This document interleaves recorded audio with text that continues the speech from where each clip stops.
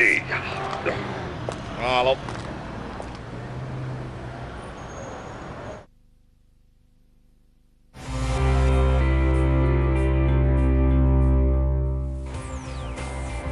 Well, they've had a great season, Kilmarnock, but against the old firm, played 6, lost 6, as Celtic racked up their 27th SPL win of the season. Shinzuki Nakamura's free kick had them ahead after only 8 minutes of the match. And what a chance here for Stephen Naismith to get the equaliser. Offside given, certainly not off. And immediately in the second half he was through again, this time turning his shot wide of the post.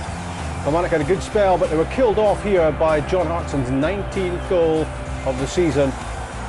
The icing was applied on the cake with Shinzuki Nakamura's second goal of the game. That was 3-0, 8 minutes from time. And there was still time for Dion Dublin on as a sub for Hartson to score his second goal for the club. That was 4-0. Not much consolation this for Kilmarnock. Colin Nish finding a hole in the Celtic defence. 4-1 it finished. Another 3 points for Celtic, who restore their 20-point advantage at the top of the SPL, and Celtic can rack up 100 points for the season if they win their last 5 games. Man of the match today, the Celtic skipper Neil Lennon. Here he is with Scott Booth. Neil, was it difficult to get going today after the celebrations in midweek? It was, yeah, but the manager sort of made it imperative that we're, going out to get a result today and put on a performance. And I think we got both today, so I'm absolutely delighted. On the back of what happened on Wednesday night, could have very easily have been a bit flat today, but the lads played some great stuff again. You got off to a good start with the Nakamura free kick. It's a fair weapon, that, isn't it? He was brilliant today, I thought. He practices them most days, every week, and that's about the 4th or 5th he's hit, and they all seem to go right in the top corner, and don't matter how many people he put in the wall, he just seems to get the power and the direction and the dip on it, and it's a special talent, The major controversy today was the Naismith offsides just before half time. It was proved that it was onside. Do you think, though, it would have changed things at the end of the day? Probably. Goals do change the course of the game, and at the time I thought it was touch and go whether he was or not, so we've got the benefit of the doubt there, and we're happy going in at 1-0, but I just felt we was in control of the game for most parts, and I just thought in the final third maybe we were overcooking it a wee bit in the first half, but the second half, our football got our rewards. Yeah, I was going to say, is that one of the negative factors maybe that you can maybe overdo it at times now? Yeah, like I say, you lapse in concentration, and maybe the motivational side of things might not be as strong as it was before, but the manager will keep us on our toes on that, and we've still got incentive of trying to get the 100 points, and we'll still have a say on who's going to be in Europe and who's going to be in the Champions League this season, so it's still a lot to play for. Yeah, and a big game next week against Hibs, and it'll be another celebration for you in front of your home fans. Yeah, I think all the players are looking forward to it and just want to keep the run going and the good football going. And we're lucky enough to give a few boys a rest today, so he may chop and change it again next week. Any chance to have a discussion about the date about your future, to discuss your future? Probably be the week after next. We're going down this week for a testimonial game in the week, so probably just leave things until the week after that. Well, Neil, well done. You are the Bank of Scotland man of the match. Maybe you won't want the champagne. You can give it to me if you want. You can have it if you want, mate. Thank you very much. Thanks, Neil. Cheers. I think you'll think of something to do with it, probably. And holding off the challenges of the likes of Nakamura and Maloney, Neil Lennon, to win that Man of the Match prize. Joseph Anderson from Johnston is our competition winner. A signed Neil Lennon shirt on its way to you. So the champions have done it again, another win to their collection. They've lost only twice in 33 league games this season. The model of consistency. With me in the studio here at Rugby Park, Craig Burley, as ever, and the Aberdeen manager, Jimmy Calderwood, is with us as well. And another top showing from Celtic. And Craig, they just have this capability, don't they, of being able to lift it a gear or two when they want to. You've got to give them great credit. Winning the championship on Wednesday, it was a difficult game. Hearts played well. And all the emotions from that, and there's no doubt they would go and have a few beers after it and celebrate, and rightly so. But to come here again, a team in the top 6 in the table, Kilmarnock at Rugby Park, going away from home, 1 or 2 changes to the side because of injury, but he changed the formation, played Hartson up front on his own, but the performance was fantastic when you consider there was absolutely no pressure on them, and they could have really took the foot off the gas and came here and not been bothered, but they were very, very professional, and I'm sure Gordon Strachan was saying that to them before the game, Rob. and they went out, and the first half they soaked up some pressure. They got a bit of a lucky decision went against them. It went with them in the first half when Naismith was ruled offside.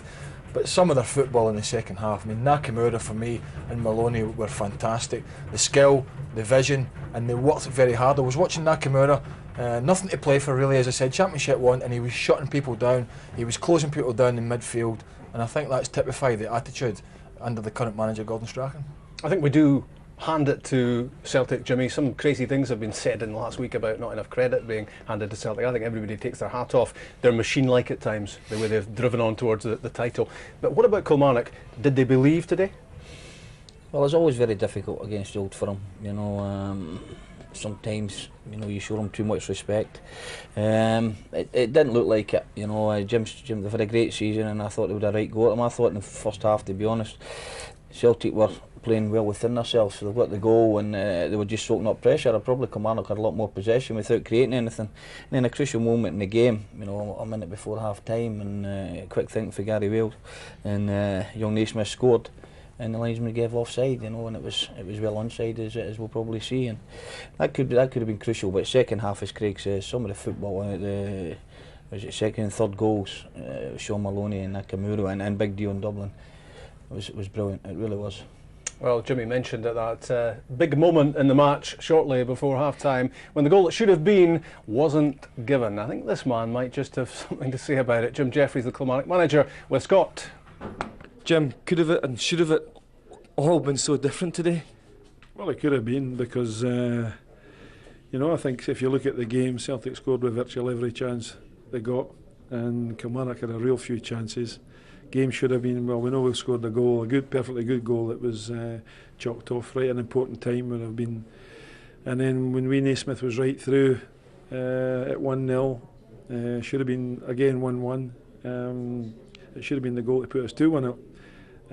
But they go right up the park and they score with their first chance of the second half. And then we came again very quickly and had I think the goalkeeper, I think it was a goalkeeper, had a great save for Wales, and Colin, I think Varga got a touch on Colin Nishes or something. And they come out and end up scoring 2 late goals when really I thought that was a bit harsh, because over the balance of play we had as many chances as they did. But I've always said, even before the game in interviews, that if you get chances against them, you've got to take them or they'll punish you. And there was a perfect example today. Let's look at that Naismith goal, the goal that was onside, and discuss the implications of it. You can see it here. Well, you're telling me there, it's clearly onside, and the linesman's right along line. That you can see when he's played the ball, he's on there. He's on there. In fact, look at the line of the cut of the grass there. You're almost talking 2 yards there, aren't you? Yards. And how can he give that? He's too late in coming out. He's come out after the ball's hit, and that goal should have stood. And that's the difference. If you're scoring good goals and not getting them, it's harder to win. So it's got to be frustrating for a manager who's going for 4th place.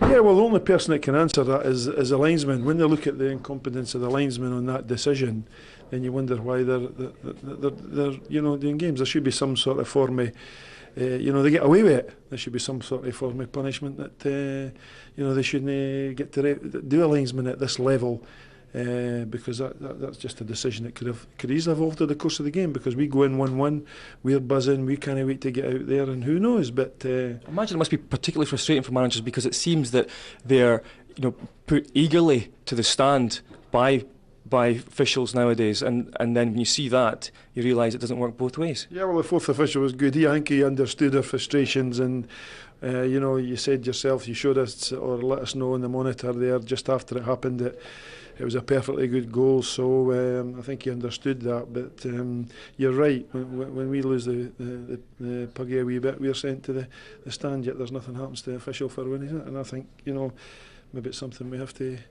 discuss, because it's a bad decision, and it's one that you're right, it could have changed the course of the game. But to be fair to Celtic, they cashed in on the opportunities they got. Whether we could have defended them a bit better, I'm sure, but we missed our opportunities today to keep the game really tight, and you've got to take them if you're going to win matches. Jim, thanks very much. Thank you. So Jim, with the chance there to have a look at the picture